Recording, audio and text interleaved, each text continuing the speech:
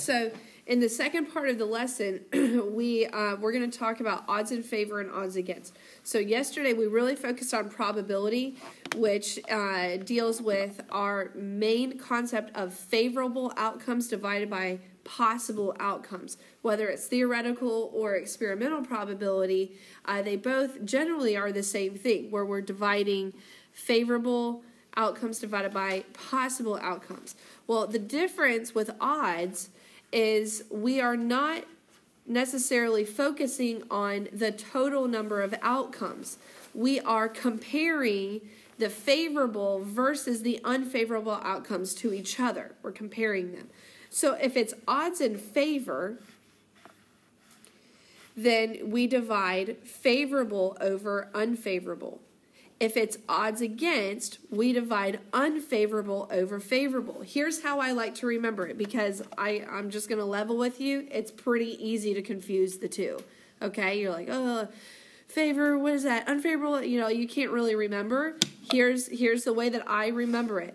Okay? For odds in favor, favorable would go on top. For odds against, unfavorable goes on top. So whenever you're being asked to solve for, that one goes on top. Does that make sense? Hopefully. Okay, so we're going to practice some of them, but that is probably the most foolproof way of remembering which one goes where. Okay. All right, everybody have that written down? Good? Okay, so let's look at some examples of this. Okay, so suppose you randomly choose a number between 1 and 20.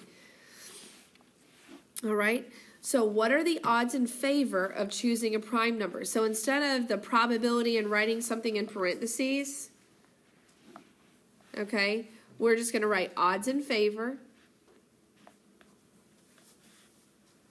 equals,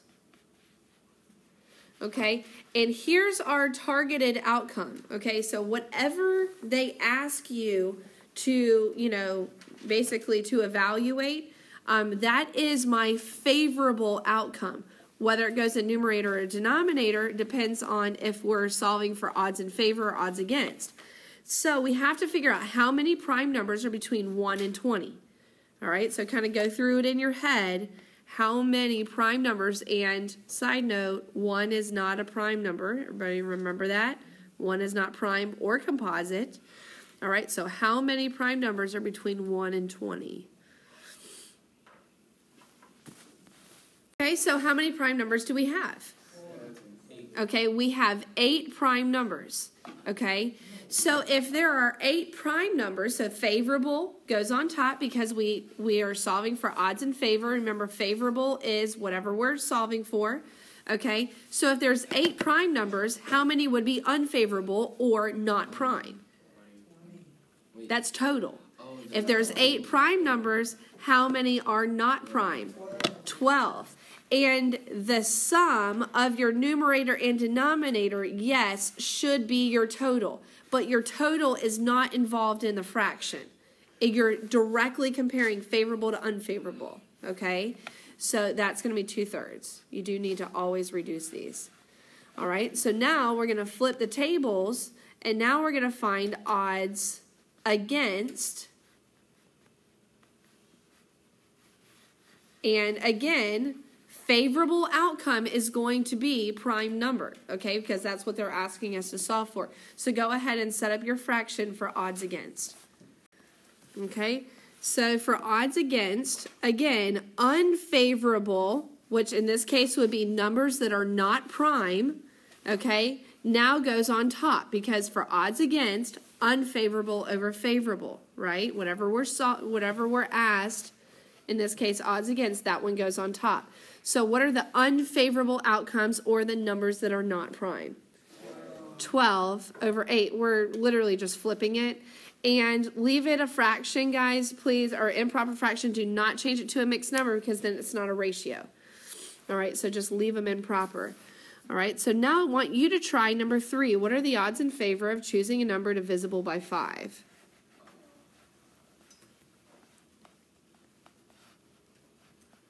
All right, so go ahead and set up your ratio. Okay, so again, your favorable outcome is whatever you're being asked to measure. So how many numbers are divisible by 5 between 1 and 20? 5, 10, 15, 20. 4. So because you're asked for odds in favor, does 4 go on top or bottom? It goes on top because it's favorable over unfavorable. 4 goes on top. And what would go on the bottom? 16, because again, the two of them together have to make up your total of 20. If there are 4 numbers that are divisible by 5, that means there's 16 numbers that are not divisible by 5. So that would be unfavorable. You have to reduce it to 1/4. All right? Odds in favor, odds against. All right? So to sum it all up, we're going to look at this spinner. Find the probability that the spinner stops on an even number. Okay, so remember, with probability, our benchmark, our baseline is favorable over total. Then when it's odds in favor and odds against, I'm matching them up against each other. But together, their sum should be whatever the total number is. Okay, so let's go ahead and solve these 3. Probability, okay, I do need to write, hold on one second. I've got to write what my targeted probability is. Probability of an even number. Did you write that in parentheses? Probability of an even number equals, what's my favorable outcomes? How many even numbers are there? 4 out of how many total numbers? 8, 1/2. Okay, theoretically, I've got a 1/2 chance of landing on an even number, 1 out of 2. Now, if I actually was to spin the spinner, I might end up with a little bit off of 1/2, but it should be close. All right, so now on number 2, what are the odds in favor of stopping on a multiple of 3? Again, whatever it asks us to measure, that's our favorable outcome. Whether it goes in the numerator or denominator depends on if it's odds in favor or odds against. Okay, so odds in favor tell us, does favorable go on top or bottom? Top. Okay, so now how many numbers are multiples of 3? Just 2. 3 and 6. So favorable over, is it 2 over 8 or is it 2 over 6? It's 2 over 6 because it's favorable over unfavorable, but that should equal your total. So 2 and 6, yes, makes up my total of 8. Favorable over unfavorable reduces to 1/3. Who got that right? 1/3. Okay, that's actually a pretty good response. Okay, so 1/3. All right, now we need odds against. Again, my favorable outcome is whatever I'm asked to measure. So stopping on a 2 or a 3 is my favorable outcome. How many of those spaces are a 2 or a 3? How many?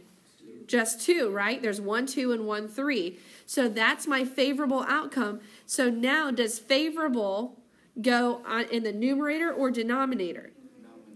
It goes in the denominator now because I'm doing odds against, which is unfavorable over favorable. So it's going to be 6 over 2, because if there's 2 numbers that are a 2 or a 3, that means 6 numbers are not a 2 or a 3.